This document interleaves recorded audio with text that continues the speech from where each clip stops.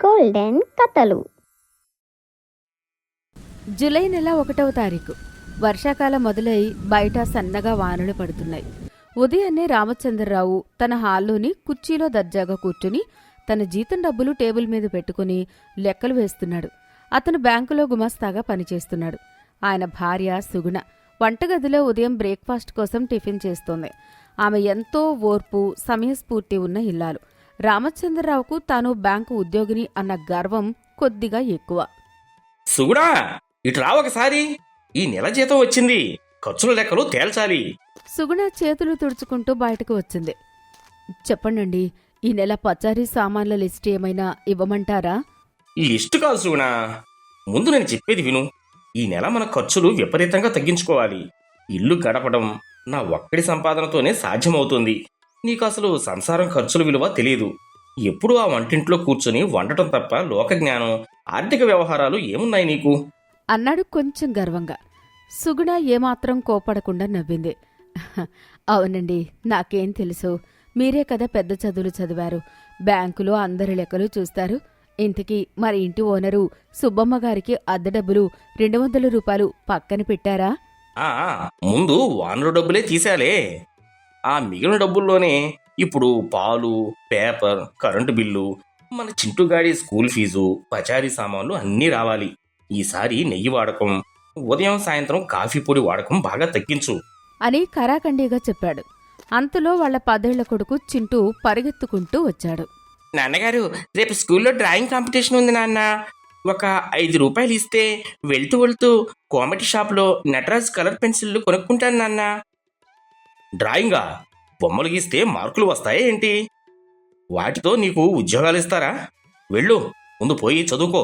నా దగ్గర 5 రూపాయలు ఏమీ లేవు. చింటూ ముఖం చిన్నబుచ్చుకుని ఏడుపు మొహం పెట్టి సుగుణ వైపు చూశాడు. నువ్వు వెళ్ళు నాన్నా, అమ్మ సాయంత్రం ఇస్తుందిలే అని వాణ్ణి పంపించేసింది. రామచంద్రరావు సుగుణ వైపు చూసి, చూసావా, నువ్వే వాడికి అతి గారాభం చేసి పాడు చేస్తున్నావు. అయినా సాయంత్రం పెన్సిళ్లు కొనివ్వడానికి నీ దగ్గర డబ్బులు ఎక్కడివి? చివరికి నా జీతం నుంచే కదా నువ్వు అడిగివ్వాలి అన్నాడు నిలదీస్తూ. సుగుణ ఏమీ మాట్లాడకుండా నవ్వి ఊరుకుంది. అదే రోజు సాయంత్రం రామచంద్రరావు ఆఫీసు నుంచి వచ్చి వరండాలో కుర్చీలో కూర్చొని టీ తాగుతున్నాడు. ఆయన చిన్ననాటి స్నేహితుడు కోటయ్య అక్కడికి వచ్చాడు.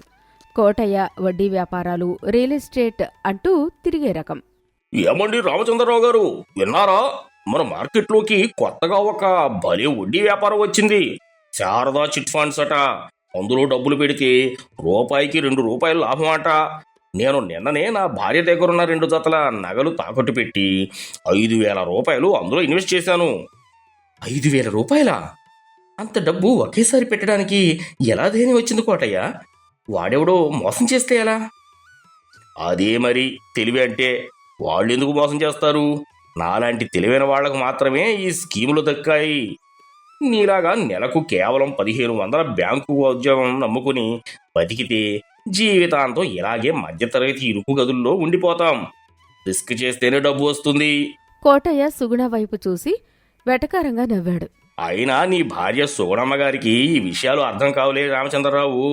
ఆమెకు రోజుకొక 2 రూపాయలు దాచడం, ఆవకాయ పచ్చళ్ళు పెట్టడం, వంట చేయడం తప్ప ఆర్థిక సూత్రాలు, వ్యాపారాలు ఏం తెలుసు అని ఎగతాళి చేశాడు. లోపల నుండి సుగుణకు ఈ మాటలు స్పష్టంగా వినిపించాయి. ఆమె ముఖంలో కోపం రాలేదు, కాని ఒక భయంకరమైన అనుమానం వచ్చింది. కోటయ్య గారు, ఎక్కువ లాభం వచ్చే చోట ప్రమాదం కూడా అంతే ఎక్కువగా ఉంటుందని మా నాన్నగారు ఎప్పుడూ చెప్పేవారు. అప్పులు చేసి ఉన్న నగలు తాకట్టు పెట్టి ఇలాంటి గుర్తు తెలియని చిట్ ఫండ్స్ వాటిలో పెట్టడం ఎంతవరకు సమంజసమండి? కాస్త ఆలోచించండి. చూసావా రామచంద్రరావు నీ భార్య జ్ఞానం? అమ్మా సుగుణమ్మా, ఇప్పుడు కొత్త టెక్నాలజీ, కొత్త వ్యాపారాలు వస్తున్నాయి. నీ పాతకాలపు కిరాణా కొట్టు పద్ధతులు ఇక్కడ పనిచేయవు అన్నాడు చులకనగా. రామచంద్రరావు కూడా భార్య వైపు చూసి, సుగుణ, నువ్వు లోపలికి వెళ్ళు. నీకు బిజినెస్ గురించి ఏం తెలీదు. మగాళ్ళం మేము డబ్బుల గురించి మాట్లాడుకుంటుంటే మధ్యలో నీ సలహాలేంటి? వెళ్ళి వంట చేసుకో అన్నాడు భార్యను కించపరుస్తూ. సుగుణ ఏమీ అనకుండా సరేనండి మీ ఇష్టమని లోపలికి వెళ్ళిపోయింది. రోజులు గడిచాయి. కరెక్టుగా 15 రోజుల తర్వాత ఒకరోజు మధ్యాహ్నం 2 గంటలకే రామచంద్రరావు బ్యాంకు నుండి చాలా కంగారుగా, చెమటలు కక్కుకుంటూ ఇంటికి వచ్చాడు. ఆయన ముఖం చూస్తే ప్రాణాలు పోయినట్టుంది. సుగుణ ఆయన పరిస్థితి చూసి, ఏమైందండి, ఈ టైంలో ఆఫీసు వదిలేసి వచ్చారు? ఒంట్లో బాగోలేదా? రామచంద్రరావు కళ్ళలో భయం, అవమానం స్పష్టంగా కనిపిస్తోంది. సుగుణ, సర్వనాశనం అయిపోయింది. కొంప మునిగిపోయింది. నీ మాట వినకుండా గర్వంతో నేను చాలా పెద్ద తప్పు చేశాను. ఏమైందో సరిగ్గా చెప్పండి, నాకు కంగారుగా ఉంది. అది ఆ రోజు కోటయ్య చెప్పిన మాటలు విని నా కళ్ళు మూసుకుపోయాయి. వాడిలాగే ఎక్కువ వడ్డీ వ్యాపారంలో నేను కూడా డబ్బులు పెట్టి ఒక్క నెలలో ఎక్కువ డబ్బు తీసుకురావాలనుకున్నాను. కానీ ఆ రోజు నా దగ్గర నా జీతం డబ్బులు కూడా లేవు కదా. మరి అందులో డబ్బులు ఎలా పెట్టారండి? అదే నేను చేసిన ద్రోహం. మొన్న మా మేనేజర్ గారు ఒక గంట సేపు ఆఫీసులో లేరు. అదే అదునుగా చూసుకొని ఆఫీస్ సేవింగ్స్ ఫండ్ నుంచి మా మేనేజర్ సంతకం ఫోర్జరీ చేసి 1500 రూపాయలు డ్రా చేసి తీసుకెళ్లి ఆ కంపెనీలో పెట్టాను. తీరా చూస్తే ఈరోజు పొద్దున ఆ కంపెనీ వాడు రాత్రికి రాత్రే బోర్డు తిప్పేసి పారిపోయాడు అని రామచంద్రరావు ఏడవడం ప్రారంభించాడు. సుగుణ ఒక క్షణం స్తంభించిపోయింది. భర్త చేసిన తప్పు ఎంత ఘోరమైనదో, ఎంత దారుణమైనదో ఆమెకు అర్థమైంది. సంతకం ఫోర్జరీ చేశారా? ఎంత పని చేశారండి? అవును సుగుణ, నేను పెద్ద నేరం చేశాను. నాకు రేపు ఉదయం 10 గంటలకి ఆఫీసులో పెద్ద ఆడిటింగ్ ఉంది. ఆ 1500 రూపాయలు రేపు ఉదయం కల్లా క్యాష్ బ్యాక్లో తిరిగి పెట్టకపోతే నా ఉద్యోగం ఊడిపోవడమే కాదు, పోలీసులు నన్ను జైల్లో పెడతారు. దేవుడా, ఇప్పుడు నా దగ్గర 10 రూపాయలు కూడా లేవు. ఎవరిని అడగాలో తెలియడం లేదు. నా పరువు పోతుంది. మొగుడు పరిస్థితి, ఆయన కన్నీళ్లను చూసి ఏ స్త్రీ అయినా భయంతో ఏడుస్తుంది. కాని సుగుణ ఏడవలేదు. ఆమె తనలోని అసలైన స్థైర్యాన్ని బయటకు తీసింది. ఏడవకండి, ముందు ఆ ఏడు పాపండి. ఏడిస్తే పోయిన ఆఫీసు డబ్బులు తిరిగి రావు. రేపు రాబోయే జైలు ఆపద తప్పదు.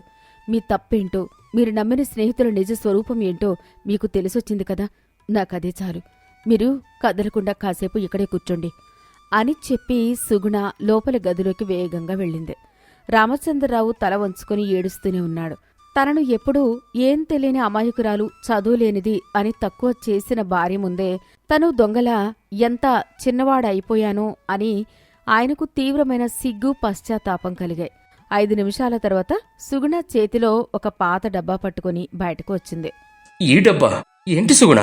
సుగుణ ఆ డబ్బా మూత తీసింది. అందులో 100 రూపాయల నోట్లు, 50 రూపాయల నోట్లు, 10 రూపాయల నోట్లు, కొన్ని చిల్లర నాణేలు ఉన్నాయి. మొత్తం డబ్బును ఆమె తీసి ఆయన చేతిలో పెట్టింది. ఇవిగోండి, లెక్క పెట్టుకోండి.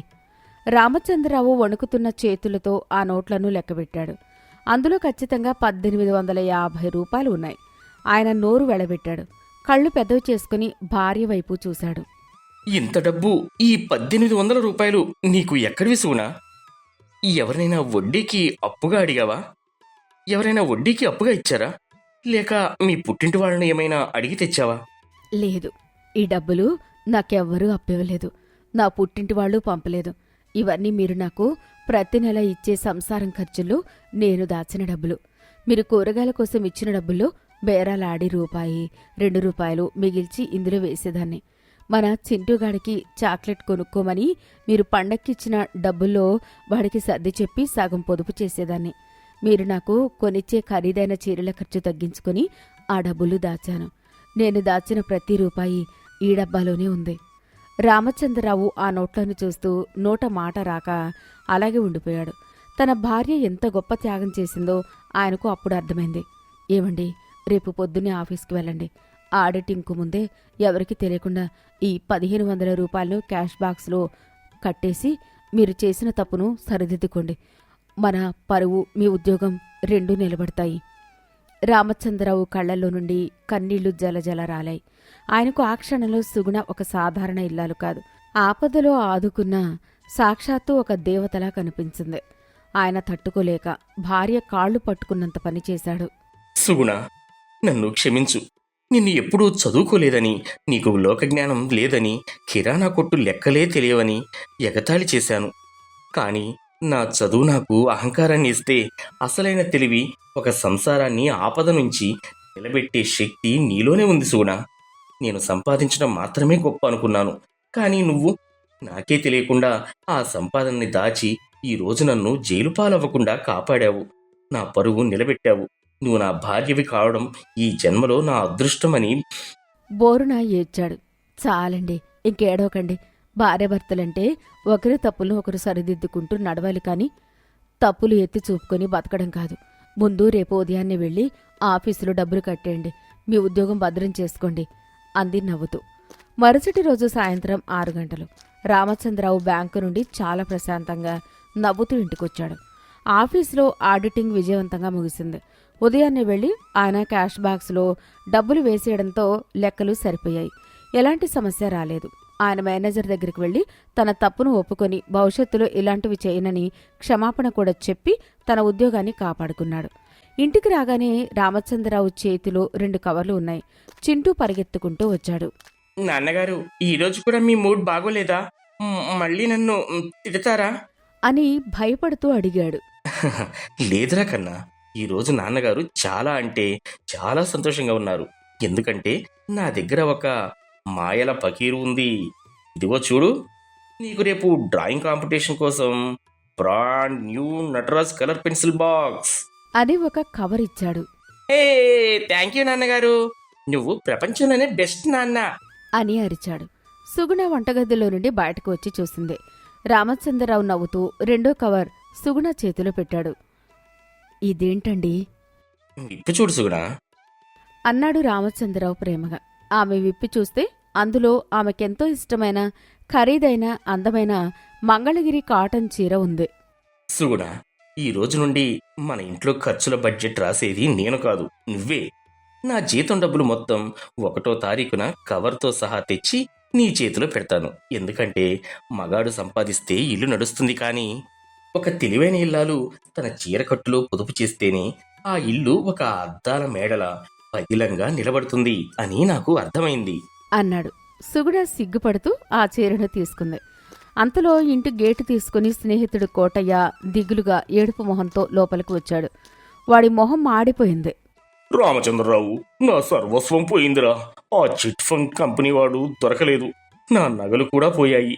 అది తెలిసి నా భార్య గొడవపడి ఈ ఉదయం తన పుట్టింటికి వెళ్ళిపోయింది. నా బతుకు బజారున పడిందిరా అని ఏడవడం ప్రారంభించాడు. కోటయ్య, ఇప్పటికైనా తెలుసుకో, రాత్రికి రాత్రే లక్షాధికారులు అవ్వాలి అనుకునే ఎక్కువ ఆశ ఎప్పుడూ నష్టాన్నే తెస్తుంది. మనం కష్టపడి తెచ్చే సంపాదనను గౌరవిస్తూ మన ఇంట్లోని లక్ష్మీదేవి లాంటి భార్య సలహాలు వింటే ఈ రోజు ఇలాంటి పరిస్థితి రాదు. ఇదిగో మా సూడమ్మ పెట్టిన వేడివేడి కాఫీ తాగు, మనసు కుదుట పడుతుంది అన్నాడు ఎంతో గర్వంగా భార్య వైపు చూస్తూ. కోటయ్య సిగ్గుతో తలా దించుకున్నాడు. కథలోని నీతి: మనం చేసే చిన్న చిన్న పొదుపులే కష్టకాలలో కొండంత అండగా మారి ప్రాణాలు నిలబెడతాయి. చదువు, ఉద్యోగం మాత్రమే తెలివిని ఇవ్వవు. లోకజ్ఞానం, సమయస్ఫూర్తి మరియు ఓర్పు ఉన్న ఇల్లాలే కుటుంబానికి అసలైన రక్షా కవచం. భార్యను తక్కువ అంచనా వేయకుండా ఆమె సలహాలను గౌరవించడం ప్రతి భర్త బాధ్యత.